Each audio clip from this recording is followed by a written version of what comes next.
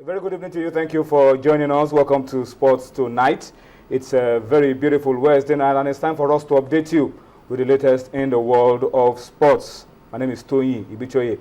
I want to start by saying a very big thank you to you for allowing us into your homes, and also promise you that for the next 15 minutes that we'll be bringing Sports Tonight your way, we will try to make it as enjoyable as we can for you on the program. Let me just tell you that Onye Uchimachuku is here with me, and together we will start off the show.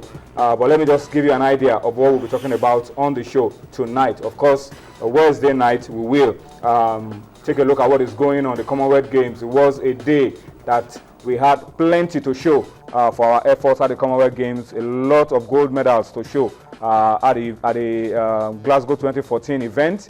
We'll talk about it in details as we go on the show. We expect that Austin Okonakwan will join us then to take a look at the Commonwealth Games. Of course, today in Abuja, the Executive Committee of the Nigerian Football Federation met and took some decisions. Remember what we told you about all of this yesterday. There is a battle for the soul of Nigerian football. So we will break it down for you at that time of the show, tell you what decisions they reached at the end of their meeting, and what we feel should be the way forward from there for Nigerian football, because our interest is for us to do things the proper way so that we do not have issues in our football. Tomorrow, we'll be having semi-final matches in the 2014 Federation Cup. We'll tell you a lot about it on the program tonight. Dumnadio Konta should be joining me on the show at that time. We'll look at the game that will be played in Abuja tomorrow, and of course another one that will be played in Abeokuta. Abeokuta is already agog with excitement because Enyimba and Giwa are already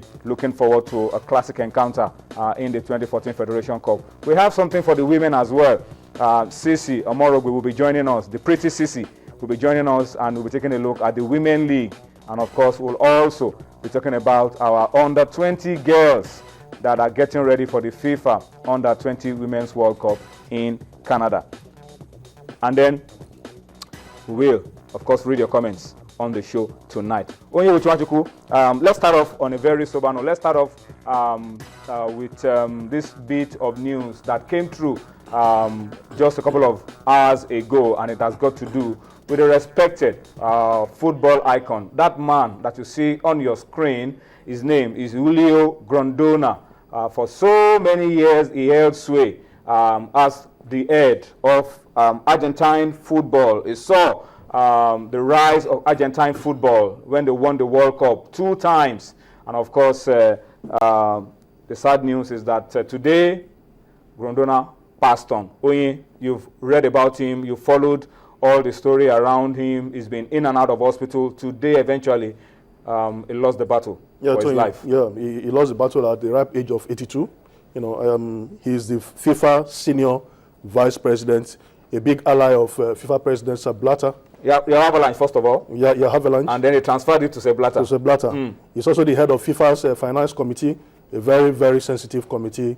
If you ask me, Tony, in fact, it was to step down in 2015, that next year, because of health reasons. But the inevitable happened, and he had to kick the bucket. But for Blatter, very sad indeed. He reacted almost immediately on Twitter.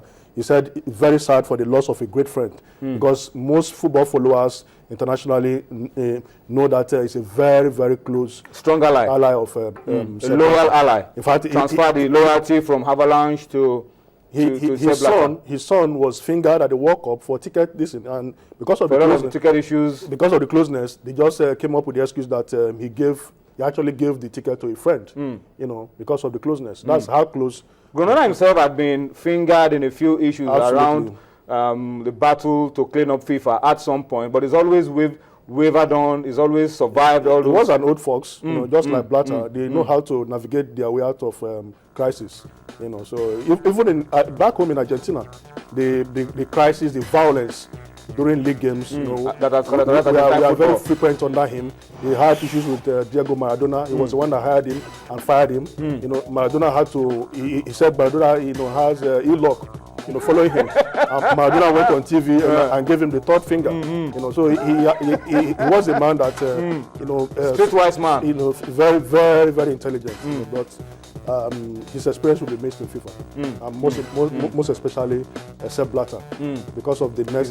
He's lost an ally. His next election. He's lost a very good friend. He's lost an ally in Julio Grondona. He's passed on.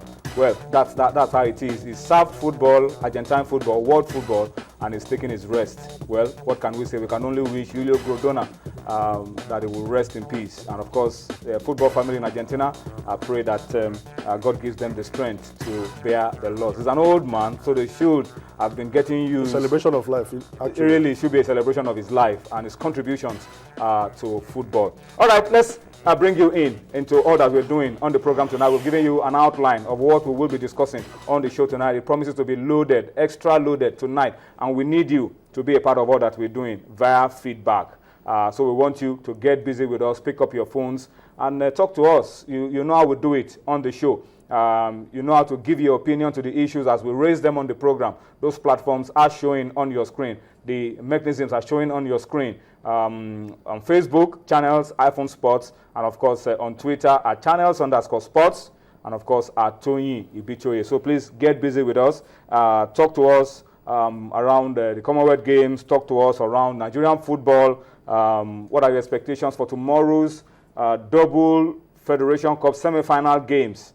Enyimba against Giwa in Abeokuta, and of course Prime against Dolphins in Abuja. Talk to us about those games as well. What are your expectations? And then what are your dreams? How can we resolve the issues we have in our football and move to the next level? We're expecting you to be busy with us on the show tonight. We'll go on a quick break now. When we return from this break, we expect that Austin will be joining us. Austin Okonakwa will be joining us. We'll be taking a look at Team Nigeria. What a day it was for Nigeria. Yeah, it's still on. The day is not over yet. We could still put in a few more medals in our kitty. We'll talk about 2014 Commonwealth Games, reign of gold for Nigeria today, and a lot more. Join us again. You see, life has just got easier. You stay connected to Channels TV, where news and innovations are shaping our world. Simply log on to channelstv.com to get the breaking news. Browse the homepage according to what matters to you. Tap on the extended coverage of business, sports, politics, lifestyle, infotech, entertainment, health, world news, and lots more. Click on the live link and see the news in real time. Do you want to watch the latest video of the day? It's just a click away.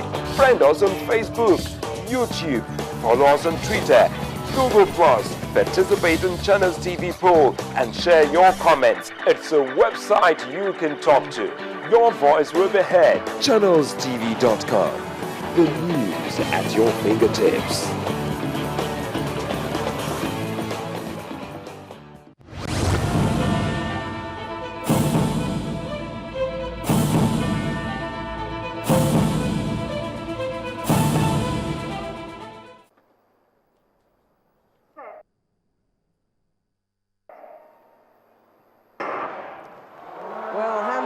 Was in complete silence for the start of the race. Kuto from Mozambique is going well in lane number 5. Flannery from England in lane number 7 started well. Bet from Kenya tracking Flannery. Jehu Gordon in lane number 3 is going to sweep into the straight. Kuvas Morton from Nigeria going quite well on the inside. It's the inside 3 lanes at the moment. But Jehu Gordon, the long loping stride. White's going to come up for second from Jamaica, and a dip from Kuvas Morton from Nigeria on the inside. Final, so get himself a good lane draw. All right, we started with that one. It was close shave for Morton in that race, finishing third in that heat, but just enough to find himself in the starting lineup for the finals of the 400 meters hurdles. Well, you may say it's a long way off winning a medal, but at least he has a chance to race in the final where anything could happen. Well, Austin has joined us, and we will be taking a look at the 2014 Commonwealth Games now, Glasgow event. It was a day that it rained goals for Nigeria. I was saying goals. Gold, I mean. This is not the World Cup. Gold, plenty of gold. You know, the last time you came on this show, Austin, we were looking at how many more medals we need to beat the 11 gold medals that has been our best at the Commonwealth Games. We're getting closer now. I hope the gold medals are not drying up now. The last time I was there was on Monday. We had just 2 gold medals. It's And I was looking for 10 more. It's now 6.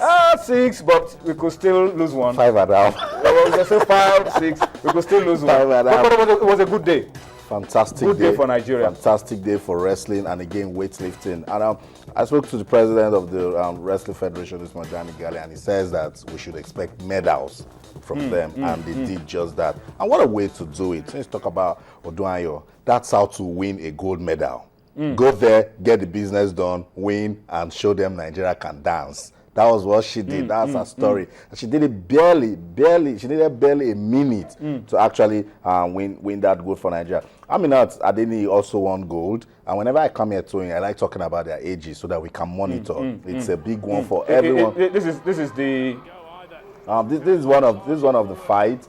This is the fight between Aminat Adeni. Yeah, that was a good one. She won with great superiority, a difference of 6 points against India's Sakshi Malik. And then she did it in style. And if you talk about wrestling, the Indians. Yeah, they're force. So for Nigeria to take them out is credit to our wrestlers. And then yesterday you saw the way Baltic just rushed his opponent, and that was because he was unfortunate to be on the same fight with the Indians. Now our ladies are actually fighting for us. This has been on my case all day that the women are bringing all the gold medals. Whenever the guys are coming, it's for bronze. But good to know that they're taking their pound of flesh against these Indians. Let's also let you know that Amas Daniel won bronze in the men's 61 kg freestyle. He defeated Scotland's Viarel Etko. I told you that's one bout a lot of people should give credit to this young man, because the entire Scotland was rooting for their man.